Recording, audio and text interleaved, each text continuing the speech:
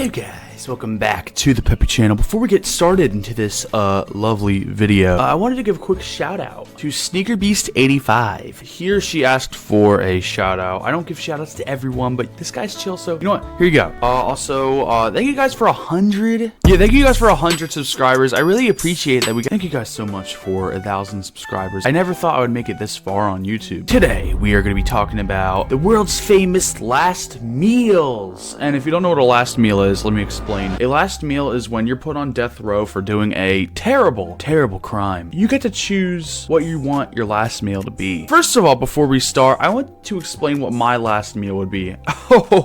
When it's my last meal, I am not going for some basic dinner. I am going all out. I am ordering a Michelin star 5-star cuisine. I am going all out fancy, because if the cops are willing to pay for this, I will eat it. I will take that chance. I will eat it. I want the best caviar, the best creme brulee, Wagyu, hell yeah, and I want it made in front of me. Trigger warning, if you don't want to be hearing about murders and SAs and serial killers, please click off this video. I'm begging you. I am begging you. I really am. Back to the video.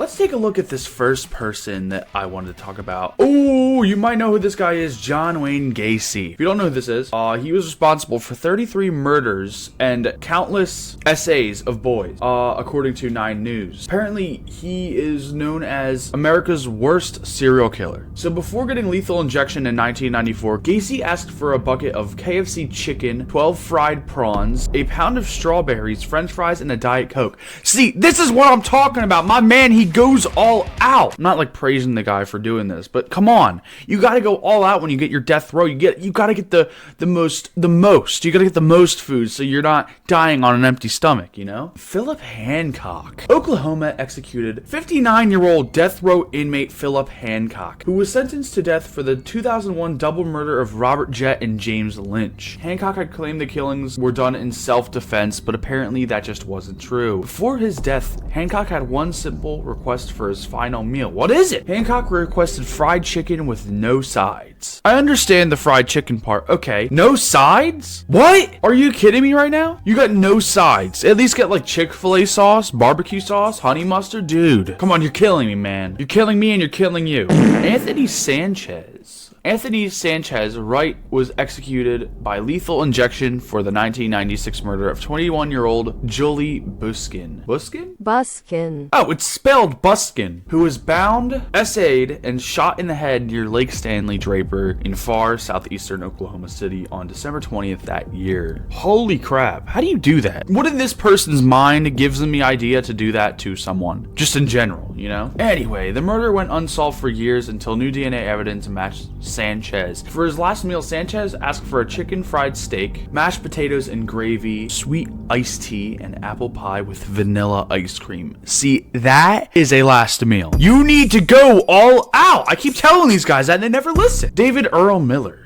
Tennessee's longest waiting death row inmate, David Earl Miller, was a 22-year-old drifter living with a church pastor when he brutally murdered a 23-year-old Lee Standifer in 1981. 22. All right, dude. I know people didn't look that young back then. Really? 22? Bro, looks like he's 50 at the least. The young woman met Miller for a drink before they went back to the pastor's house, and Miller smashed her skull with a fire poker and repeatedly stabbed her. Holy crap. The now 61-year-old requested fried chicken as his final meal. Why is it always fried chicken? Isn't that just, I guess that's just like the most American meal. Like they ask you what you want. I want like imported food. Like, dude, you got to go all out. You got to stall for a little bit if you're going to be on death row. They need time to get your food. You need to give them as much time as possible. Hey, can you go to the top of Mount Vesuvius and get me a lamb just kind of lurking there? I don't know. Do lambs go on top of Mount Vesuvius? Birds, reptiles, amphibians, other mammals. What kind of mammals? Oh, foxes. Oh, I wonder what it's like to eat a fox. Is that humane? Aren't they like dogs? I have no idea. Hares, like big rabbits? Oh, hell yeah. Rabbit? You get a Vesuvian rabbit? He had successfully appealed against death by lethal injection and said to face the electric chair. His last words were, "It beats being on death row." Timothy McVeigh. Timothy McVeigh killed 168 people and injured hundreds more when he detonated a truck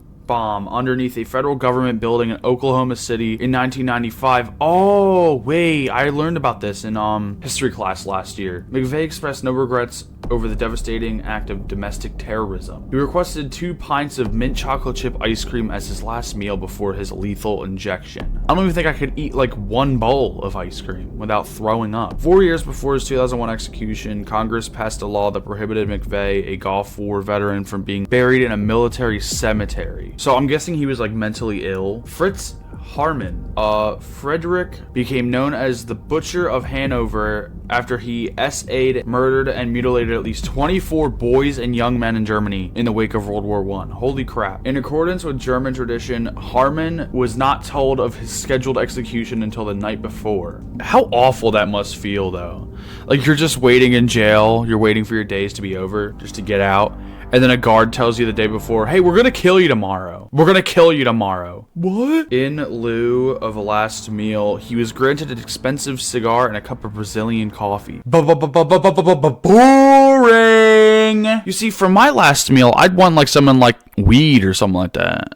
Some weed gummies or something like that. Feel great before death, you know? He was beheaded by a guillotine. Oh, I always wonder, what if a guillotine doesn't go fully through your head? What if it kind of misses halfway? Peter Kürten. Peter Kürten was nicknamed the Vampire of Dusseldorf for a series of gruesome murders committed in the German city of 1929. Before his scheduled execution by guillotine 2 years later, Kürten was granted a last meal of Wiener Schnitzel, fried potatoes, and a bottle of white wine. The most German meal you could ever pick. The most German named and German meal ever. He asked for seconds and his request was granted. He asked for seconds? Okay, now that's what I'm talking about. I'm sipping on my white wine, eating my Wiener Schnitzel. I got done. Hey, boss, can I get some more Wiener Schnitzel? That shit was good. Eileen Wuornos. Eileen Wuornos killed 7 men while working as a prostitute in Florida in 1989 and 1990. She ultimately declined a last meal and instead asked for a cup of black coffee. Her last words reflected an unbalanced mental state. Yes, I would like to say that I am sailing with the rock and I'll be back,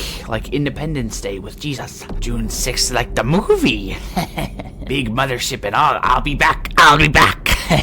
So she just had a cup of coffee? It's kind of lame. I mean, I have coffee in the morning, but I wouldn't consider that my last meal. To be fair, she was mentally ill, so she probably didn't give a shit. Oh my god, dude. Whoa, why would they put this picture? Oh my god, I'm sorry. I'm gonna put a jump scare warning before the picture shows up. Holy crap. Richard Cooey. In 1986, 19-year-old Richard Cooey R-worded, stabbed, and tortured 2 college students in Akron, Ohio. It took nearly 20 years for Cooey to be put to death, with the killer famously arguing that at 125 kilograms he was too obese to be executed. Wait, his last meal reflected his appetite. Okay, let's hear this. He wanted a T-bone steak, onion rings, French fries, 4 fried eggs, buttered toast, hash browns, a bucket of Rocky Road ice cream, Bear Claw pastries, and a bottle of Mountain Dew. This is my guy! And not because he murdered people, but because of his last meal. That's what you need to order. That's what you need to order. You need to be thinking straight. Everyone who's on death row, you need to order this. This is what I'm talking about. You need to order as much food as possible. Stall that.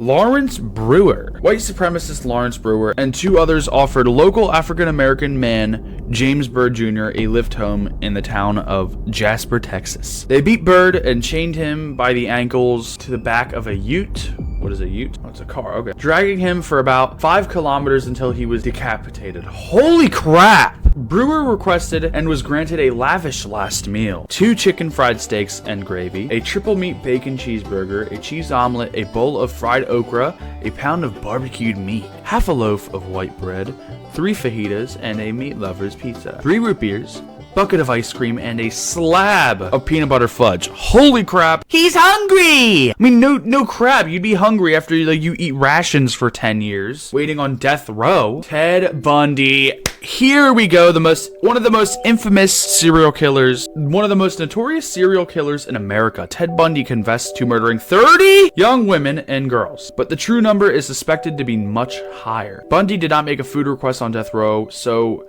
he was given the default last meal in the Florida State Prison: steak, eggs, toast with butter and jam, hash browns, coffee, and juice. Boring. boring. He didn't have a single bite. You could have at least like had the eggs or something like that. Ricky Rector. Again, jump scare warning. They took like the most close-up shots and they're like zoomed it in on like the scariest picture of them. How about I try that, huh? In 1981, Ricky Ray Rector shot 3 people at a restaurant in Arkansas.